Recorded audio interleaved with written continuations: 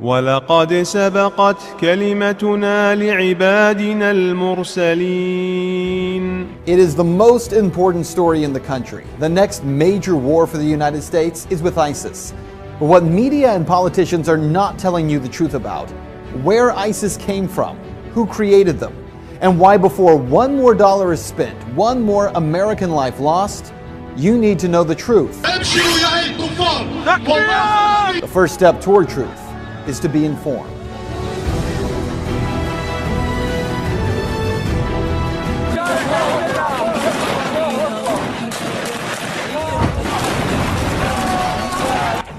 The name ISIS is one that every American knows by now. The biggest threat to our national security since Al-Qaeda, right? They are a brutal, savage group known for public beheadings and mass executions. They are the face of the new war on terror.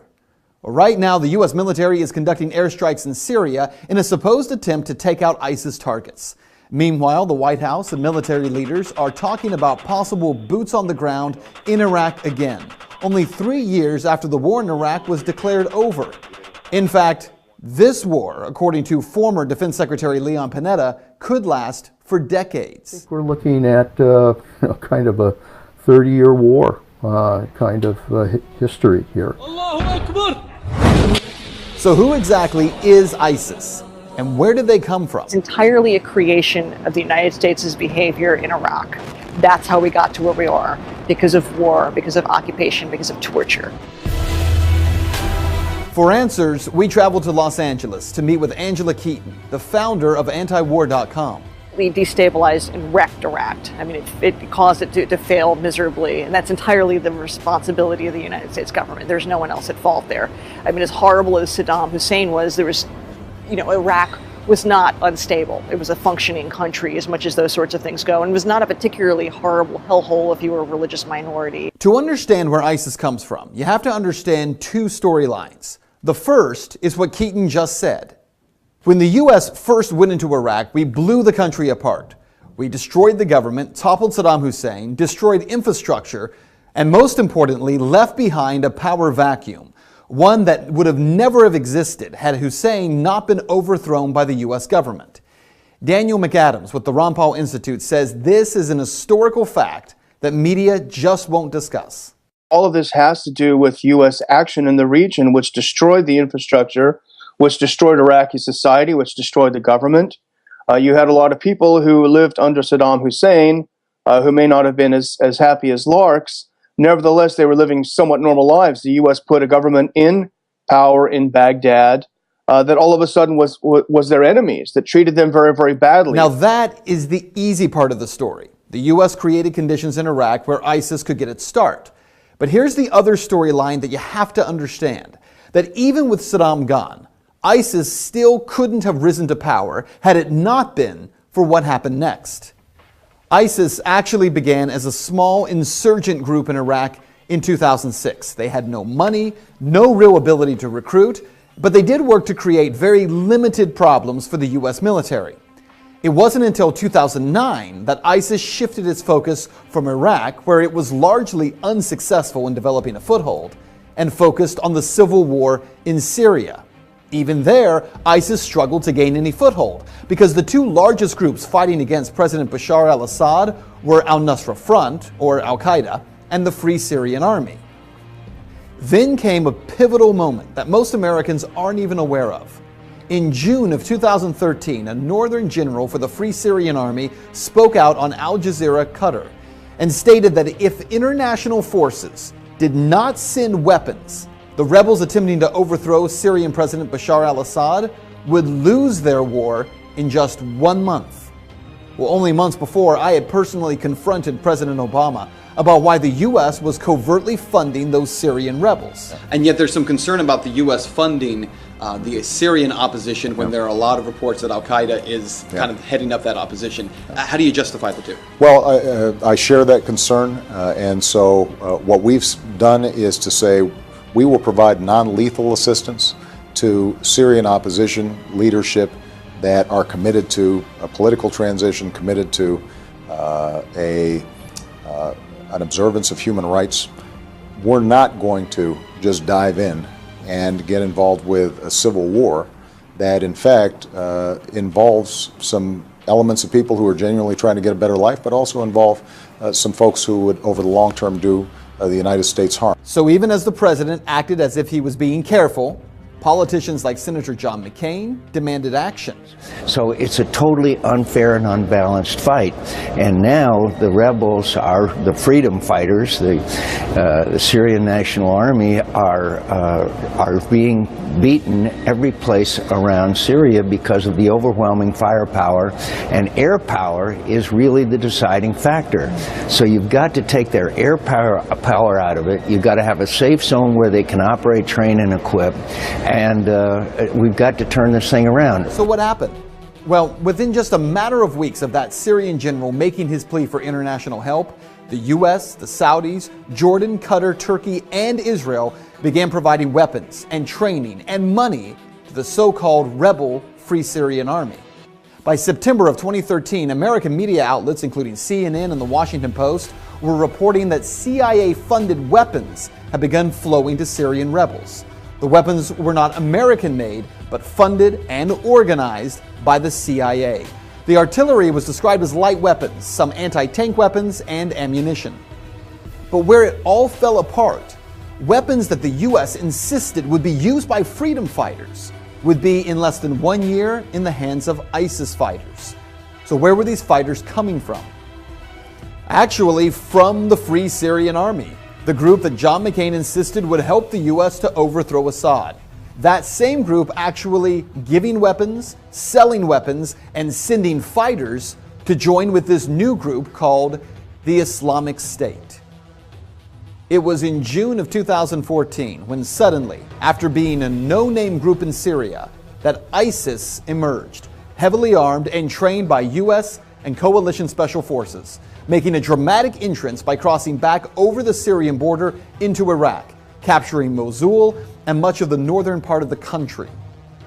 One of the most important facts that mainstream media ignores time and time again is that ISIS was able to grow so fast because of all the U.S. military equipment they were able to seize, equipment that our military left in Iraq, truckloads of Humvees, tanks, and weaponry that instead of taking or destroying, the U.S. government simply decided to leave behind. Even when the U.S. government knew that ISIS fighters were capturing that equipment, for crying out loud, these guys were posting pictures of themselves driving and standing on U.S. military equipment, making video of themselves with it, we did nothing. Why? How is it the U.S. had no idea that this threat was coming? How many billions do we spend? Maybe $100 billion on the total intelligence community budget over the year. How is it that they had no idea? How is it that if this was such a threat, as John McCain and Lindsey Graham are fond of reminding us, how is it that it was missed so unbelievably, so egregiously? Over the past few months, the U.S. government, who acted like they had never even heard of ISIS, suddenly, with the help of media, has turned the Islamic State into the new focus of the war on terror. Now, as ISIS has continued its rise, recruitment is exploding, and the group is becoming stunningly wealthy. ISIS is the best funded terrorist group in the world. They make I think it's $2 million a day selling oil, much of it to Turkey, interestingly enough. And if you look at the U.S. response to this, the U.S. response to ISIS becoming extremely rich by selling oil and undercutting the competition is to blow up the oil fields, which to me makes no sense. You're blowing up the infrastructure. It happens to be in Syria, so you might think that there is another motive there. But why wouldn't the U.S. sanctions anything that moves when it's angry? Why can't you sanction the banks that are helping finance these deals? Why can't you sanction the oil companies that are participating in this? Why do you blow up the oil fields? It's a great question. And here are some other questions that defy logic when you start looking for answers. Why is the U.S. sending $500 million to the Free Syrian Army to fight ISIS when the FSA is one of the biggest suppliers of fighters and weapons to ISIS? Why are we sending new and more powerful weapons to the FSA, like anti-aircraft missiles, weapons that we know will end up in the hands of ISIS? ISIS, of course, is going to now have anti-aircraft missiles provided by the U.S. and the Saudis. The Saudis are getting them from the Chinese, though, now, so there can be plausible deniability, because inevitably these sweethearts in the sweetheart rebel groups in Syria are going to start shooting down, if they have the ability, passenger jets. And then we're going to want the plausible deniability. Say, no, it's the Chinese weaponry, as if it's going to make any difference. Well, there are so many questions that we could ask, but let's just cut to the chase here, because what you need to know about this is that ISIS is not the creation of American inaction, which is what the media is going to tell you. No, they are the product of direct action. First, the action of creating a power vacuum in Iraq, and secondly, arming violent jihadists, hoping they would overthrow a leader in a neighboring Middle Eastern country. McAdams says the US government is a victim of its own insane policies. Well, I think the U.S. is really a hostage to its own regime change philosophy. The U.S. is very good at blowing things up and destroying societies, but it is very, very bad at putting them back together. Is that true? Well, you decide. Fact. Our government armed Osama bin Laden and the Mujahideen in Afghanistan and created Al-Qaeda. Fact. Our government helped supply Saddam Hussein chemical weapons for him to use against Iran in 1980, and then overthrew him in 2003. Fact. Our government trained rebel fighters in Syria who have become the group today known as ISIS, or the Islamic State. We have watched them commit every violent atrocity that you can imagine to people living in Iraq and Syria. And now we want American taxpayers to fund a 30-year war against them. No, it's not the US government being held hostage by these crazy policies. It's the American people. And it's time that we reject the destruction of people groups around the world for the sake of foreign policy that makes so-called defense contractors rich and perpetuates violence, death, and destruction of entire people groups. Because humanity is greater than politics.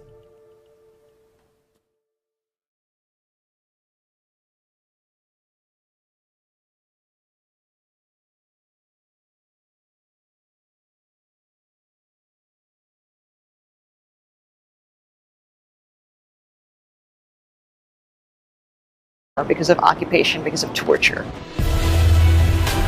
For answers, we traveled to Los Angeles to meet with Angela Keaton, the founder of antiwar.com. We destabilized and wrecked Iraq. I mean, it caused it to fail miserably, and that's entirely the responsibility of the United States government. There's no one else at fault there. I mean, as horrible as Saddam Hussein was, Iraq was not unstable. It was a functioning country. You need to know the truth. The first step toward truth is to be informed.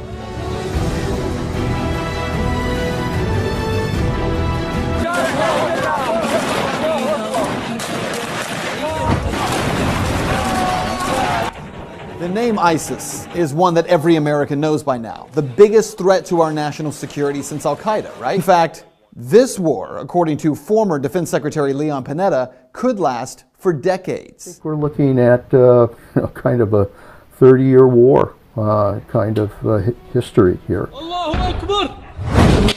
So who exactly is ISIS, and where did they come from? It's entirely a creation of the United States' behavior in Iraq. That's how we got to where we are, because of war. They are a brutal, savage group known for public beheadings and mass executions. They are the face of the new war on terror. Right now, the U.S. military is conducting airstrikes in Syria in a supposed attempt to take out ISIS targets. Meanwhile, the White House and military leaders are talking about possible boots on the ground in Iraq again, only 3 years after the war in Iraq was declared over. ولقد سبقت كلمتنا لعبادنا المرسلين. It is the most important story in the country. The next major war for the United States is with ISIS. But what media and politicians are not telling you the truth about, where ISIS came from, who created them, and why before one more dollar is spent, one more American life lost,